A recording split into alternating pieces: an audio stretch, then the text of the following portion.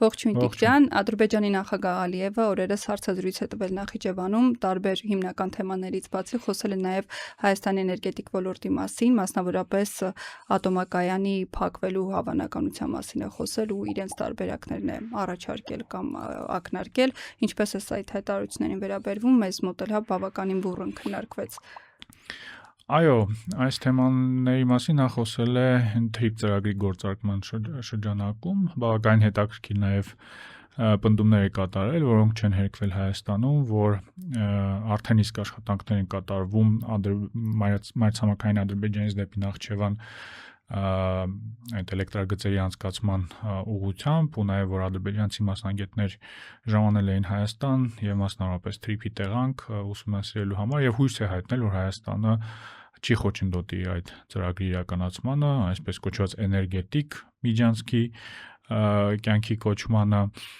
եւ պնդել է, որ Հայաստանը եւս ապագայում կարող է ինչ-որ օգուտներ ունենալ այս էլեկտրագծերից, էներգետիկ այս ծրագրից եւ հենց այս համատեքստում նա կրկին հիշատակել է ատոմակայանի հարցը։ Ատոմակայանի հարցը, ինչպես գիտենք, տասնամյակներ շարունակ գտնվում էր Թուրքիայի եւ Ադրբեջանի ուշադրության կենտրոնում, նրանք մասնավորապես տարբեր միջազգային կառույցներում նշում էին, որ այն վտանգ է ներկայացնում տարածաշրջանի համար, չգիտեմ, ինչ որ էկոլոգիական պատճառաբանություններ էին բերում եւ այդ առումով հետաքրքիր է, որ այս փուլում Ալիևը կրկնում է այս թեզերը, այս պատումները, որոնք գոյություն ունեցել տասնամյակներ շարունակ։ Իհարկե, այո, Հայաստանում բավականին էմոցիոնալ արձագանք եղավ, ինչպես միշտ երկու ծայրահեղ արձագանք, անդիմությունը մեծ հաշվով իմ կարծիքով ինչ որ չափով ուռճացրել է այս հայտարարությունների կարևորությունը, որովհետև այնուամենայնիվ սա պետք է դիտարկել որպես Ադրբեջանի բազմամյա հռետորաբանության մաս եւ ինչ որ չափով այն շարունակում է նաեւ այս փուլում, երբ կարծես թե քննարկումները ավելի շատ կոնստրուկտիվ կամ խաղաղ գործընթացի շրջանակում են, իսկ իշխանամետ որոշ գործիչներ էլ, ինչպես նաև նրանց համակերները արդեն փորձում էին ծաղրել հենց ընդդիմությանը եւ այլ մտահոգված մարդկանց այս թեմաների շուրջ խոսելու վերաբերյալ, կարծում եմ այստեղ ճիշտ մոտեցումը այն է, որ պետք է արձանագրենք, որ ինչպես բազմիցս խոսում ենք նախկինում, Ադրբեջանը Հայաստանի հարաբերություններում մի քանի սցենարներով է, հնարավոր սցենարներով է առաջ շարժում։ Մի կողմից այո կա այս ավելի կոնստրուկտիվ, ավելի դրական հռետորաբանությունը, մասնավորապես տարածաշրջանային խաղաղության մասին, չգիտեմ, սեփական տարածման համար բացման որոշումը եւ այլն, այսինքն սրանով փորձում են ցույց տալ, որ հակված են խաղաղությանը եւ պատրաստ են գնալ խաղաղության ճանապարհով, բայց միևնույն ժամանակ Բաքուն իր գործիքակազմում շարունակում է պահպանել այն տասնամյակներով ձևավորված պատումները, որոնք օգտագործում էին Հայաստանի դեմ։ Եվ այստեղ խնդիրը այն է, որ Հայաստանը այդ այլընտրանքային սցենարները, այլընտրանքային մոդելները չունի Հայաստանի դեպքում ամեն ինչ կենտրոնացված է հենց խաղաղության օրակարգի վրա եւ կարծես թե այն այլընտրանքային պատումները, որոնք կարող էին շարունակել գոյություն ունենալ հենց այս տիպի հայտարարություններին հակադարձելու համար, այլևս գոյություն չունեն։ Եվ այն հանգամանքը, որ Հայաստանի պետական մարմինների կողմից որևէ հայտարարություն չի հնչեցվել Ալիևի այս պնդումների վերաբերյալ, սա նշանակում է, որ այո, մենք պատրաստ ենք մեծ հաշվով հանդուրժել բոլոր տեսակի պնդումները Ադրբեջանից, բոլոր տեսակի հայտարարությունները Ադրբեջանից, հանուն խաղաղության գործընթացին չվնասելու այս պատրանքին, այսինքն օգոստոսի 8-ից հետո Հայաստանի իշխանությունները արձանագրում են, որ խաղաղությունը արդեն իսկ հաստատվել է։ Հիշում ենք, որ այս պատումը շատ ակտիվ կրկնում էր հատկապես նախընտրական շրջանում, եւ հիմա այս հայտարարությունը ատոմակայանի վերաբերյալ բնականաբար հակասում է այս բոլոր գործընթացներին, որոնք տեղի են ունեցել օգոստոսի 8-ից հետո։ Այս գործընթացներին հակասում են նաեւ Արևմտյան Ադրբեջանի վերաբերյալ այս խոսույթները, մի շարք այլ ագրեսիվ պատումներ, որոնք շարունակում են գոյություն ունենալ, բայց Հայաստանի իշխանության կողմից կարծես թե ընդունվել է այս բացասական հայտարարությունները, բացասական օրակարգերը անտեսելու քաղաքականությունը, որպեսզի ստեղծվի պատրանք, որ մենք այո մտել ենք խաղաղության այդ դարաշրջանը, որևէ խնդիրներ գոյություն չունեն, իսկ Ալիևը այս ամենը պարզապես իներցիա է, այս բոլոր հայտարարությունները իներցիա է անում եւ պետք չէ դրան լուրջ վերաբերվել։ Այստեղ կարծում եմ կա երկրորդ կարևոր երանգ,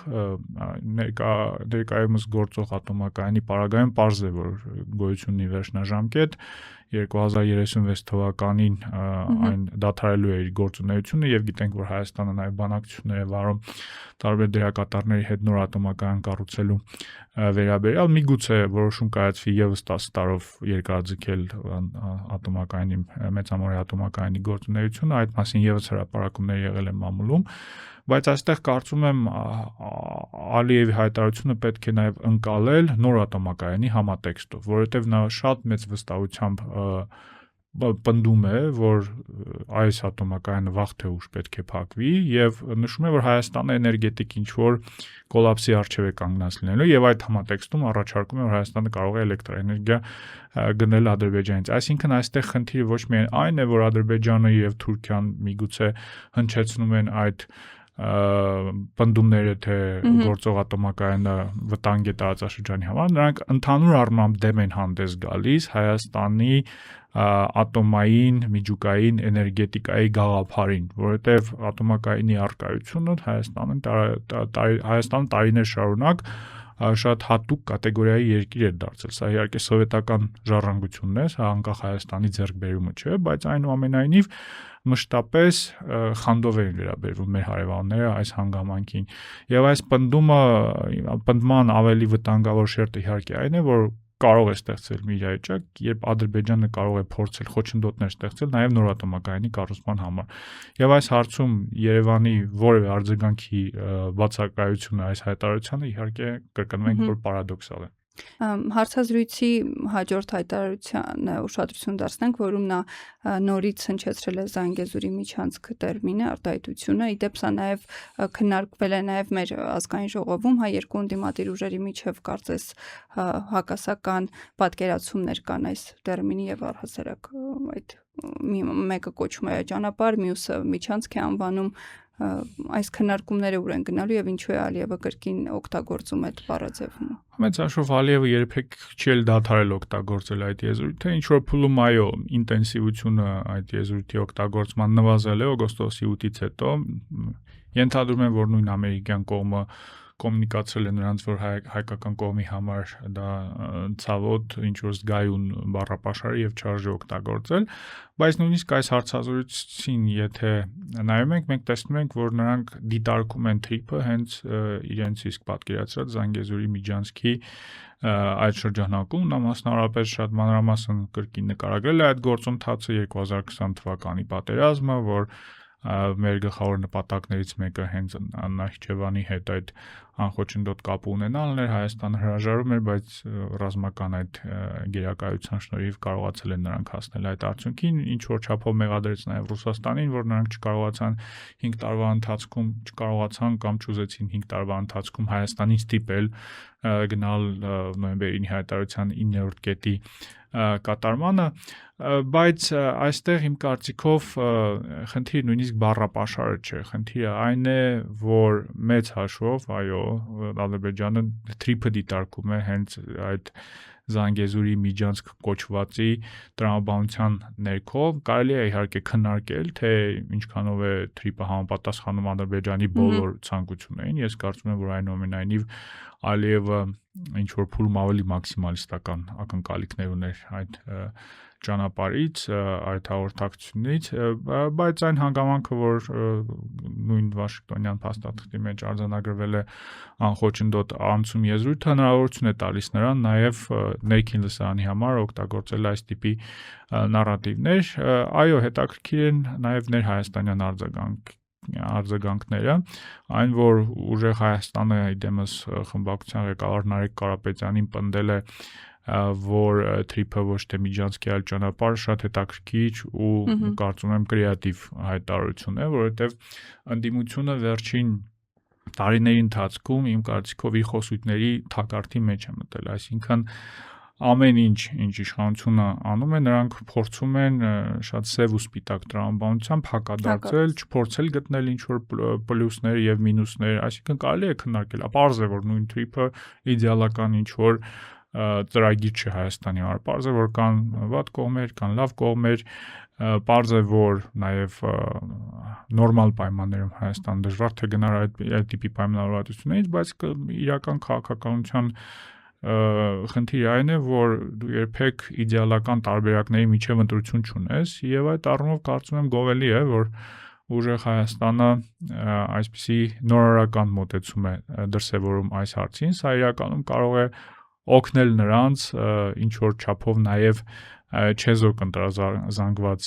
իրենց կողմը ներգրավելու համար, որովհետև այդ շատ ռադիկալ ընդդիմախոսությունը երևի հրապուրիչ է ինչ որ զանգվածի համար, շատ ընդգծված ընդդիմադիր զանգվածի համար, բայց ավելի լայն հանրության համար իհարկե այս խոսույթները արդեն հոգնեցնող են։ Կարծում եմ այս հայտարարությունը արվել է նաև արտաքին դերակատարների համար։ Դա ուզում ասեմ, ինչ որ ենթատեքստ ունի, թե Կարծում եմ այո, այսինքն այստեղ արտաքին դերակատարների ուշադրություն սևեռելու համար էլ տեսնում ենք, որ կա մեղադրանք, որ ուժեղ Հայաստանը պրոռուսական է կամ նույնիսկ Ռուսաստանի հետ աֆիլիացված է, այս տիպի հայտարարություններով երևի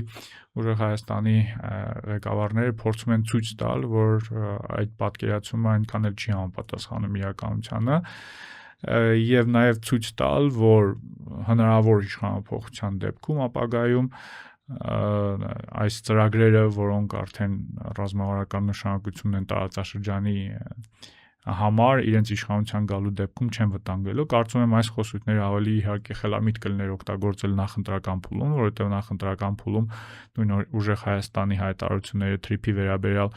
շատ ավելի բացասական երանգների ներքո էին եւ շատ ավելի հոռետեսական։ Հիմա ընտրություններից հետո տեսնում ենք, որ փոփոխվում են, բայց ընդհանուր առմամբ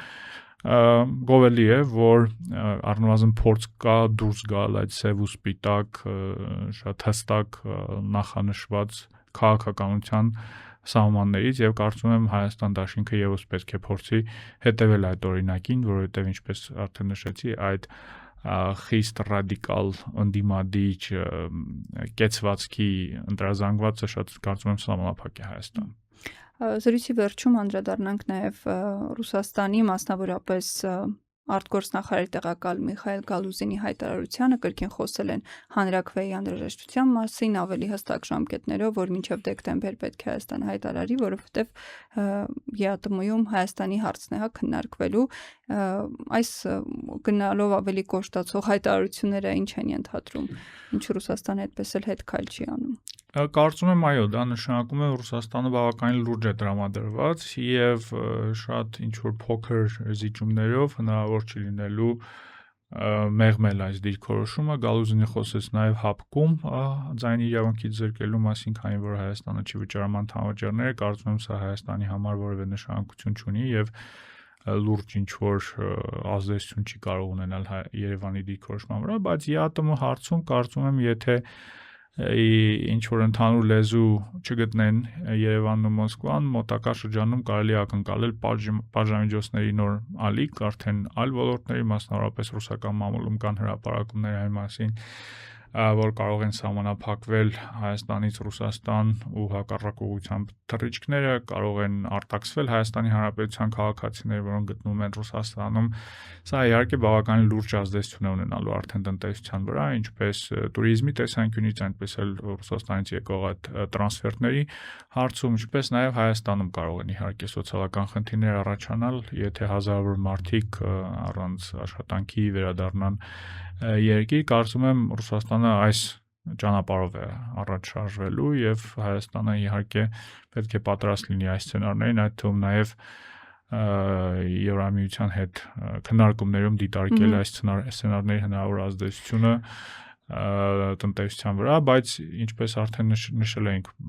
բազմաթիվ անգամ, գլխավոր գործիքը իհարկե լինելու է գազի շուրջ բանակցությունները եւ գազի գինը, որը եւս կարող է էական ազդեցություն ունենալ տնտեսական իրավիճակի վրա Հայաստան։ Հայաստանը ինչ որ այլ ընտրանք ունի մեծ հաշվով այս պահին։ Ռուսաստանի հետ հարաբերությունները կարգավորելու եւ նաեւ ի վնաս իրեն չգործելու համար։ Դա դժվար է ասել։ Ես դժվար եմ պատկերացնում, որ Հայաստանի իշխանությունները որևէ պարագայում կհամաձայնեն այդ հանրաքվեն անցկացնելու գաղափարին կամ կհամաձայնեն օրինակ չեղարկել նախորդ տարվա ընթացքում ընդունված օրենքը Եվրոպական միությանը անդամակցելու վերաբերյալ Սա բավականին լուրջ հարված կլինի քաղաքական եւ իմիջային տեսանկյունից, երբ մեծ հաշվով ինքնիշխանության գաղափարը դեպի արևմուտք շարժվելու այդ քաղաքականությունը դարձել է դրոշակ, հետ քայլը շատ ավելի ցավոտ է լինելու։ Կարծում եմ ինչ որ զիջումներ, ինչպես արդեն քննարկել էին, կարելի է ակնկալել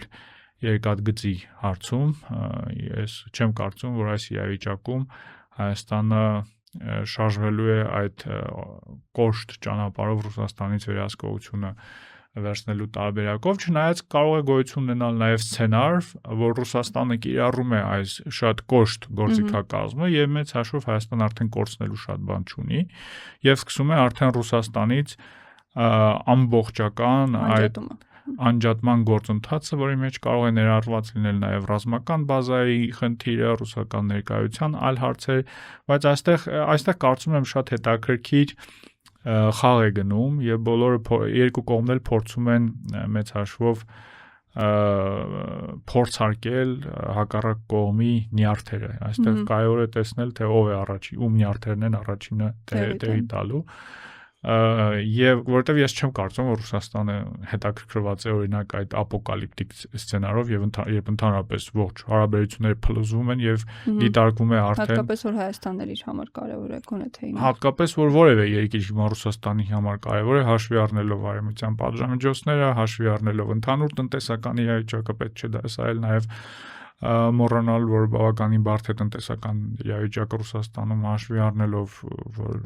Ուկրաինայում պատերազմը այդքան էլ հաջող ընթացք չունի ռուսների համար։ Մի խոսքով կարծում եմ բավականին ծանր ու ինտենսիվ ամիսներ են մեզ սպասում եւ այստեղ ենթադրում եմ, որ երկու կողմերն էլ փորձելու են խուսափել այդ,